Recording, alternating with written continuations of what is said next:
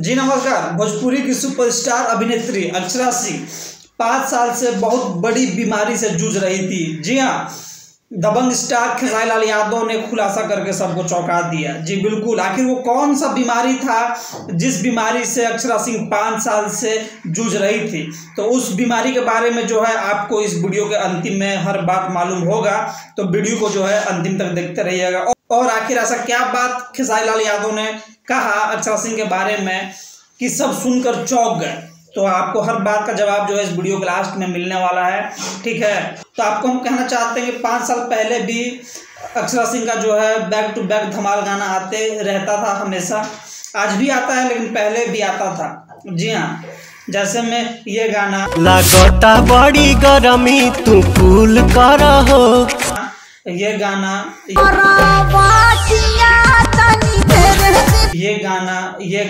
अखिया के निरखी रे कजरा। और भी तमाम बहुत सारे गाने ऐसे हैं जिसमें जो है आप अक्षरा सिंह को देख पाइएगा। और साथ में कौन है superstar power star Pawan Singh. जी हाँ बिल्कुल, लगता बड़ी गरमी तू कूल कर हो। जी हाँ, तो आखिर खेसारी लाल यादव ने ऐसा कौन सा बात कह दिया कि सबको सुनकर जो चौंक गए।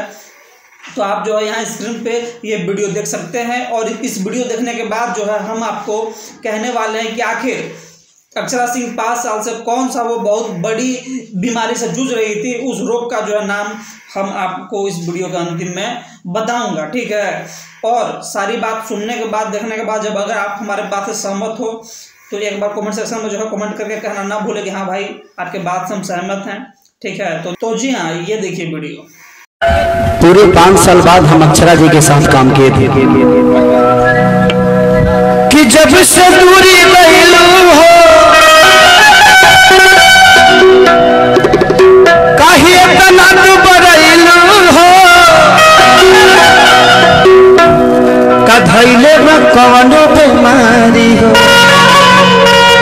पूछता तो हंसे खेसारी हो।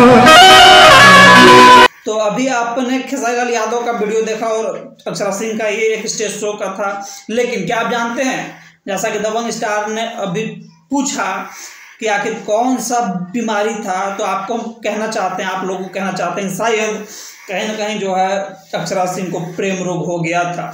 और इस दुनिया में हम सभी जानते हैं कि प्रेम से बड़ा रोग संसार में कुछ नहीं है। इंसान के जीवन में प्रेम ना हो तो इंसान जो है अपना जीवन बहुत ही अच्छे तरीके से चला सकता है, रह सकता है हमेशा खुशहाल। आप हमारे बात से सहमत है कि नहीं, कमेंट सेक्शन में कमेंट करके बताइएगा। हम मिलते हैं आपसे अगली बार।